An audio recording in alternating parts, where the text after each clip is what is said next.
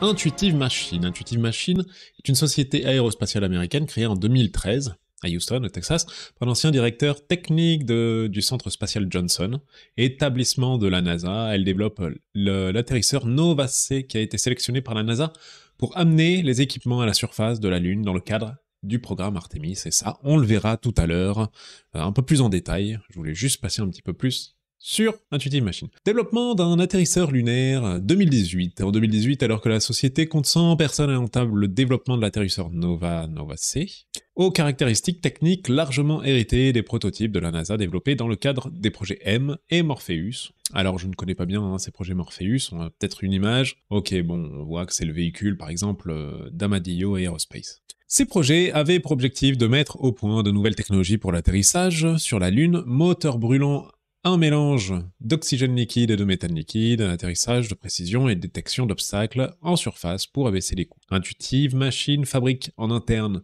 les principaux composants, notamment la chambre de combustion du moteur fusée utilisé pour atterrir sur la Lune et achète sur rayon les autres composants.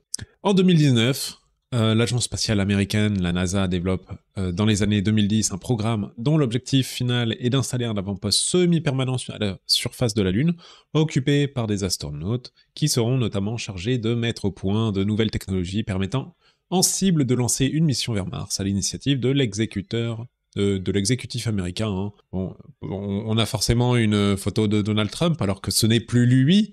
Bref. Le planning des émissions est accéléré en 2019 avec un objectif de première dépose d'un équipage dès 2024. Et donc, c'est le cas. On parle dans ces lignes de ce qui s'est passé, qui a réussi d'ailleurs. L'ensemble du projet est baptisé le programme Artemis avant de faire atterrir les hommes dans la région du pôle sud lunaire. La NASA veut lancer plusieurs missions robotiques ayant pour objectif d'effectuer une première reconnaissance. Ces missions doivent notamment étudier les caractéristiques de la glace d'eau présente, raison d'être de la sélection du pôle sud. Les autres objectifs sont l'étude de la géologie lunaire et de l'environnement pour préparer les premières missions avec l'équipage. Ces missions robotiques se poursuivront après le premier atterrissage d'une équipe sur le sol lunaire. En 2018, l'agence spatiale décide de confier la dépose de missions robotiques sur la surface lunaire à des sociétés privées dans le cadre d'un programme baptisé Commercial Lunar Payload Services. Après avoir soumis un cahier des charges provisoire, blablabla, bon ben ça a coûté beaucoup, 2,6 milliards. Penchons-nous un peu plus sur le programme Artemis, programme phare, hein, qui n'est pas que américain, mais aussi Europe. Donc pour l'Europe, c'est l'ESA, le Canada et le Japon. Voilà, donc là ils le disent ESA, NASA, JAXA, je ne savais pas du tout que c'était le Japon, et ASC, qui est l'agence spatiale canadienne. JAXA, du coup, c'est Agence d'exploration aérospatiale japonaise. Voilà, donc c'est plutôt, on va dire, un programme occidental. On va résumer ça comme ça. Le programme Artemis, c'est le programme spatial habité de la NASA, l'agence spatiale américaine, dont l'objectif est d'amener un équipage sur le sol lunaire d'ici 2026, donc c'est dans 2 ans, à l'instigation du président américain Donald Trump. Ah, c'est pour ça qu'on avait la photo tout à l'heure. La date du retour de l'humain sur la Lune, que la NASA avait fixée en 2028, sans programmation clairement définie, a été avancée de 4 ans, en avril 2019, avec des objectifs qui ont été précisés, donnant naissance au programme Artemis. Celui-ci doit déboucher sur une exploration durable du satellite, c'est-à-dire l'organisation de missions régulières dont l'aboutissement serait l'installation d'un poste permanent sur la Lune. Le programme doit également permettre de tester et de mettre au point des équipements et procédures qui sont mises en œuvre au cours des futures missions avec équipage à la surface de la planète Mars. Voilà, donc c'est la prochaine mission. La réalisation des missions du programme Artemis nécessite le développement de plusieurs engins spatiaux, le lanceur lourd Space Launch System, le vaisseau spatial Orion. On a peut-être des photos là-dessus. Ok, vaisseau spatial, Orion, on sait pas vraiment. Dont la réalisation a débuté dans les années 2010, mais est marquée par des dérapages budgétaires et calendaires réguliers. L'architecture des missions repose sur la future station spatiale Lunar Orbital Platform Gateway. On a peut-être une image. Je pense que je sais pas si c'est du vrai. Qui, placé en orbite autour de la Lune, servira de relais entre la Terre et la surface de la Lune. Pour remplir les objectifs ambitieux du programme Artemis, dans le délai très court qui lui est imposé, la NASA sous-traite de manière particulièrement marquée la conception de composants importants, vaisseaux lunaires, HLS, module de la station spatiale, atterrisseurs, les missions robotiques, ainsi que les prestations de lancement de ces engins de ravitaillement de la station spatiale. En avril 2021, le développement du HLS est confié à la société SpaceX, voilà, très connue, hein, on va peut-être pas passer là-dessus, qui est faite par Elon Musk, qui proposait une version de son Starship baptisée Starship HLS. On n'a pas de photo ici. Selon le programme établi en novembre 2021, puis modifié en janvier 2024, Artemis 3, lancé en 2026. Voilà, Artemis 3 sera la première mission qui amènera un équipage mixte de 2 astronautes sur la Lune pour un séjour d'une durée de 6 jours et demi. Après cette date, doivent être menées des missions caractérisées par des séjours plus longs en équipage au sol de 4 personnes au lieu de 2, davantage d'équipements permettant d'étoffer le retour scientifique. Le vaisseau lunaire sera alors partiellement réutilisable. Les sites d'atterrissage retenus pour toutes ces missions se situent au pôle sud de la Lune, car les réserves d'eau, de glace d'eau, présentes dans les cratères perpétuellement à l'ombre, présentent un intérêt stratégique dans la perspective de missions de longue durée. Outre son délai très serré, le projet rencontre un problème budgétaire similaire à celui qui avait été fatal en 2009 au programme Constellation. Annulé dans le principal objectif, et l'envoi d'astronautes sur la Lune vers 2020. Ah, effectivement, on a eu quand même pas mal de retard, qui poursuivait les mêmes objectifs. En 2022, les 3 premières missions du programme sont financées, mais la suite du programme, qui nécessite de lancer les développements immédiatement, ne dispose pas d'un budget suffisant.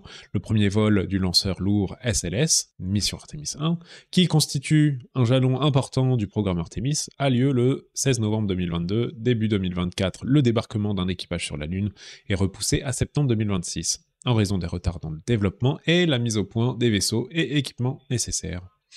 Ok. Alors pourquoi le nom Artemis? Pourquoi? C'est vrai qu'à chaque fois, il y a les missions, même pareil, je sais que l'ESA parfois demande aux personnes qui sont sur les réseaux sociaux de proposer un nom, et il suffit d'inventer des fois une histoire de pourquoi tel nom. Et il y a un gagnant, je me rappelle que la dernière fois j'y avais participé, il me semble. J'avais pas forcément raconté une histoire de 3 pages et demie, mais voilà, il y a quand même des choses qui sont possibles, et c'est plutôt cool qu'ils demandent population, aux personnes intéressées. Alors là, du coup, le programme Artemis, il tire son nom de la déesse grecque Artémis, sœur jumelle d'Apollon, en écho au programme Apollo de la NASA. Et voilà pourquoi. Depuis la mission habitée Apollo 17 de 1972, dernière mission du programme Apollo, plus aucun astronaute ne s'est éloigné de plus de quelques centaines de kilomètres de la Terre. L'agence spatiale américaine réalise depuis cette époque des études sur le scénario d'une mission habitée sur Mars. Mais aucun planning précis n'a pu jusque-là être défini pour ce projet dont les coûts sont supérieurs d'un ordre de grandeur à celui du programme lunaire. Les dirigeants américains, de leur côté, ont initié, au cours des décennies qui ont suivi le programme Apollo, plusieurs programmes habités, ambitieux à destination de l'espace lointain, c'est-à-dire au-delà de l'orbite terrestre basse. Mais ceux-ci ont toujours échoué faute de moyens et d'une véritable volonté politique. Ces projets avortés sont dans l'ordre chronologique Space Exploration Initiative, ça a l'air chouette franchement, de George W. Bush en 1989, le programme Constellation de George W. Bush aussi, et Flexible Path. Il n'y a aucune image et aucune information sur cette mission. Dans la première mission, l'Asteroid Retrieval and Utilization a été annulé en 2017.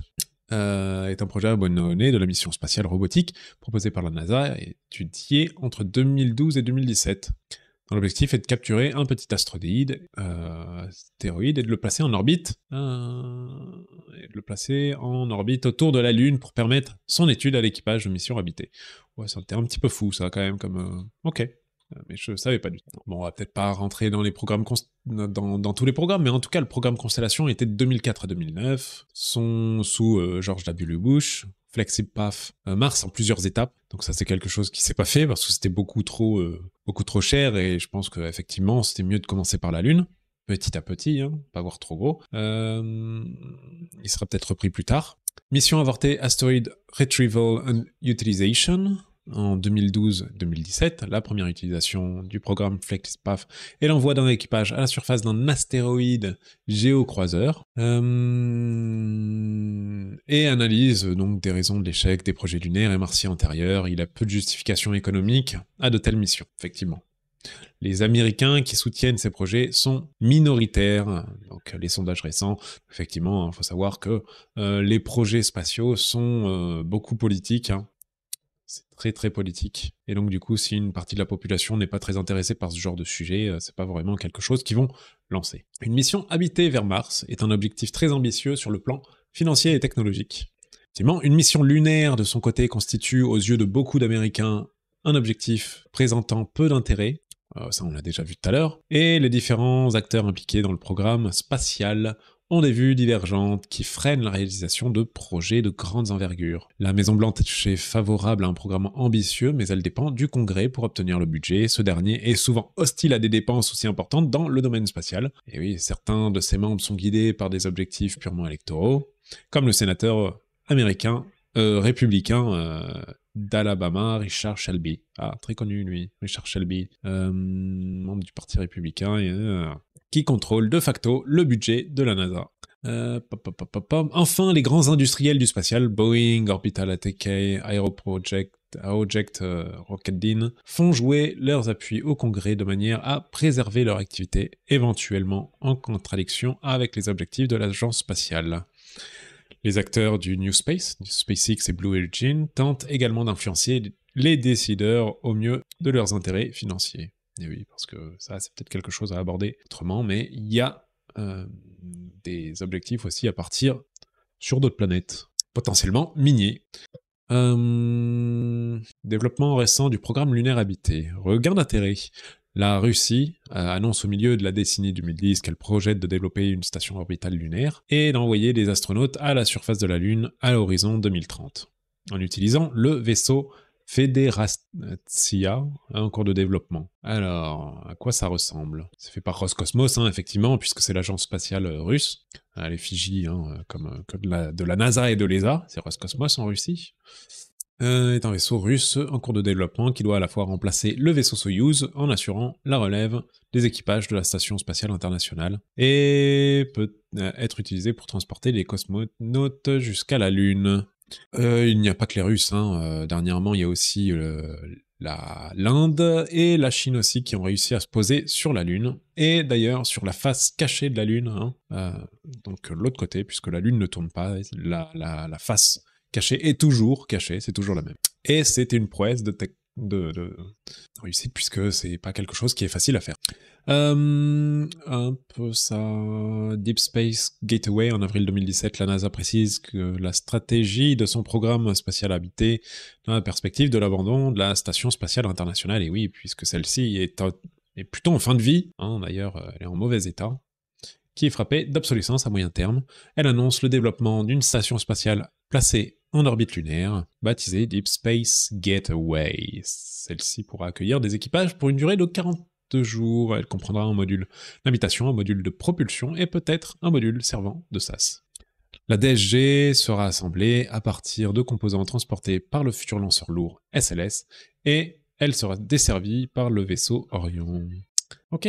Lancement du programme Artemis en avril 2019, à quelques mois du 50e anniversaire de la mission Apollo, qui a vu le premier homme fouler le sol lunaire, le vice-président américain Mike Pence, après avoir adressé des reproches à la NASA et à ses sous-traitants pour le retard pris dans le développement du lanceur lourd SLS, annonce que le président américain Donald Trump souhaite qu'un premier équipage soit déposé à la surface de la Lune dès 2024, soit 4 ans avant l'échéance prévue, jusque-là, par la NASA. Le président assigne 2 objectifs à l'agence spatiale, tenir la date de 2024 et réaliser à terme des missions dites durables, permettant l'exploration de la Lune, puis de Mars. Bon, le financement, on peut peut-être voir vite fait, mais non, pas très intéressant. Où est-ce qu'ils vont chercher la thune, je pense qu'ils l'inventent. Non, non, non, en vrai, il y a quand même un très gros fonds aux États-Unis. Et puis le fait qu'ils collaborent avec l'ESA et puis toutes les autres agences leur permet de faire aussi des économies. Somme allouée millions en US au programme Artemis, ventilé par année fiscale de pas jusqu'en 2025. Donc, le vaisseau Orion, c'est ce qui a coûté... Ah non, c'est pas le plus cher, c'est le lanceur lourd SLS, 526 millions de dollars. C'est quand même énorme. Développement du programme Artemis. On va peut-être pas aller là-dedans parce que c'est peut-être vite fait courant mai. L'agence spatiale sélectionne la société Maxar Technologies pour le développement du module PPE, Power on Propulsion Élément, de la station spatiale lunaire. Donc tout ça, c'est tous les éléments qui vont configurer le programme Artemis. En détail. La NASA veut lancer plusieurs missions robotiques ayant pour objectif d'effectuer une première reconnaissance, le développement des atterrisseurs chargés de déposer ses équipements scientifiques sur la Lune, à une industrie privée dans le cadre du programme machin, et fonctionne de manière au programme COTS consacré au ravitaillement. Ok. 3 entreprises sont présélectionnées en juin 2019. La NASA sélectionne la société Northrop Grumman pour le développement du module d'habitation Halo, comme le fameux jeu magnifique. Halo pour Habitation and Logistic Outpost de la station spatiale lunaire Lunar Gateway. Début de septembre 2019, l'agence spatiale soumet aux industriels un cahier des charges pour le vaisseau lunaire HLS. Les réponses sont attendues début novembre et le vainqueur est sélectionné en début décembre 2019. Une somme de 1 milliard de dollars a été demandée par la NASA pour financer les développements de ce vaisseau sur l'année de 2020. Les 3 entreprises susceptibles d'être choisies sont Blue Origin, Boeing et SpaceX. Je pense que depuis cette époque-là, c'est SpaceX qui a pris cette partie-là. Fin octobre 2019, la NASA lance le développement de l'astromobile Rover Viper dans le but d'étudier la glace d'eau présente dans le régolithe. Régolithe est en pédologie la partie du sol recouvrant la roche-mère qui peut contenir du matériel meuble comme de la poussière ou de la terre et des roches saines. Il désigne sur les planètes sans atmosphère ou des satellites naturels la couche de poussière produite par l'impact roches saines produite par l'impact des météorites à la surface. Voilà, du cratère du pôle sud de la Lune. En juin 2020, l'agence spatiale sélectionne le constructeur de l'atterrisseur qui déposera le rover Viper à la surface de la Lune. En 2023, il s'agit de l'engin spatial Griffin, développé par la société Astrobotic Technology. Pas de photo. En juin 2020, l'agence spatiale américaine sélectionne l'institut de recherche Draper de Cambridge pour le développement de la mission robotique Ceres 2, qui doit se déposer dans le cratère sur la face cachée de la Lune pour étudier les caractéristiques de la surface et de l'intérieur de la Lune. Et enfin, le développement de la combinaison spatiale portée par les astronautes durant la sortie extravéhiculaire à la surface de la Lune fait l'objet d'appels d'offres qui opposent la société Collins Aerospace, qui est le fabricant historique. Il a développé des combinaisons utilisées par les équipages Apollo, et Axiom Space, dont l'activité principale dans le domaine tourne autour des combinaisons utilisées à bord des stations spatiales. La surprise des spécialistes, c'est Axiom, qui est début 2022. Et Axiom évalue la prestation demandée par l'agence spatiale.